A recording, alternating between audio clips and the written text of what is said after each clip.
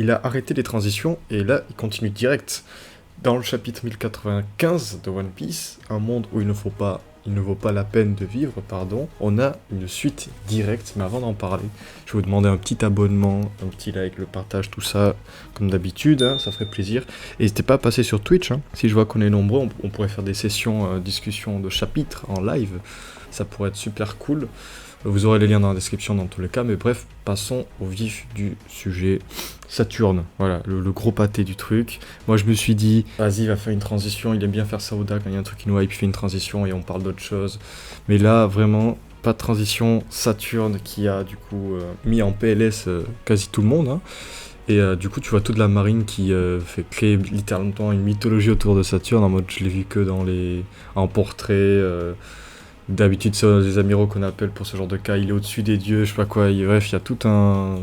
La marine se chie dessus, quoi, finalement, devant Saturne, ce qui est assez marrant. Et du coup, t'as Saturne qui chope Bonnet, hein, après son attaque, et qui dit, bah les gars, vraiment, on s'en doutait, mais il dit, si j'avais voulu qu'elle me touche pas, j'aurais esquivé, logique, quoi. Et du coup, juste, sa blessure se régène, donc Bonnet n'a servi à rien, à part du coup se faire prendre dans les mains de Saturne.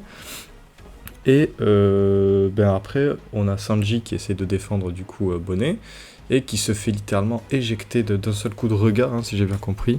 Mais il y a beaucoup de cases qui mettent en avant le regard de Saturne, donc est-ce que c'est du haki des rois ou une autre forme de haki, ou juste lié à son fruit, parce qu'après on a une discussion avec Franky et tout qui disent qu'ils n'arrivent pas à bouger, que c'est peut-être lié à un fruit, donc on a peut-être des indices sur le fruit de Saturne.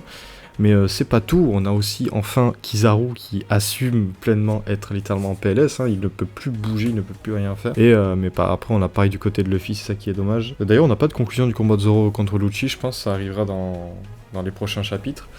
Mais ouais, on a du coup Luffy qui est KO et qui se fait attaquer par Saturne, hein, enfin qui... Saturne tente d'attaquer Luffy, mais Franky le protège. Pour une fois qu'on a Franky un peu mis en avant, pourquoi pas. Et voilà, après on a Bonnet qui est enragé et qui dit que Saturne a tué son père. Bon, après, elle dit que toute la marine a tué son père, donc au moment on va pas y arriver. Et du coup, flashback, on en apprend un peu plus sur Kuma, hein, comme quoi il avait du sang, je sais plus ce que c'était, l'espèce de boucanier, voilà.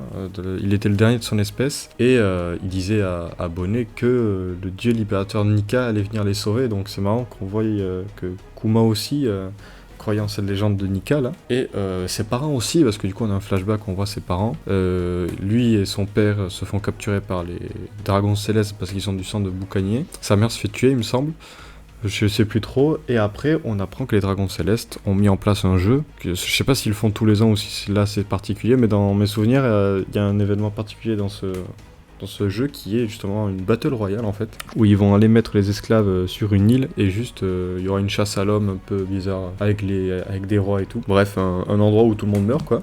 Et ça ne sera pas n'importe quel lieu car ça sera God Valley, hein, voilà. On voit, je crois que c'est la première fois qu'on a un visuel vraiment détaillé de God Valley, hein, qui est vraiment une île scindée en deux. Donc ça serait stylé qu'il y ait un mythe autour de ce scindage en deux, en mode un combat les aurait scindé cette île en deux, enfin bref. Du coup on a ça, et on voit que Kuma, une fois à God Valley, a essayé de s'échapper, hein. Ah, on voit aussi Fingerland, Saint Fingerland, qui a planté un roi barbare ou je ne sais quoi, et qui du coup part avec un malus, mais il était plus jeune hein, à cette époque-là. Par contre, bon, on a toujours pas plus d'infos sur Saint Fingerland, il a toujours la même coupe, toujours tout. Est-ce qu'il a un lien de parenté avec Shanks, on sait pas, il a pas la même gueule en tout cas. Mais bref, du coup on revient sur Kuma, qui essaye de s'échapper mais qui se fait retrouver par la marine. Et quand il se fait retrouver par la marine, là on a une apparition de Ivankov et Ginny quand ils étaient jeunes, et le chapitre s'arrête sur ça. Donc on peut imaginer, j'espère déjà que les prochains chapitres tourneront un peu autour de ça, hein, parce qu'on peut savoir enfin qu'est-ce qui s'est passé à God Valley, hein, et peut-être aussi en savoir plus sur les Chevaliers Divins, parce que c'est vrai que ça, on a pas mal de trucs en suspens. Toujours pas d'apparition de Barbe Noire, hein, pourtant il y avait une case avec son bateau, donc ça aussi on sait pas. Et on n'a pas plus d'infos sur Saturne non plus, hein, on peut toujours théoriser sur son fruit.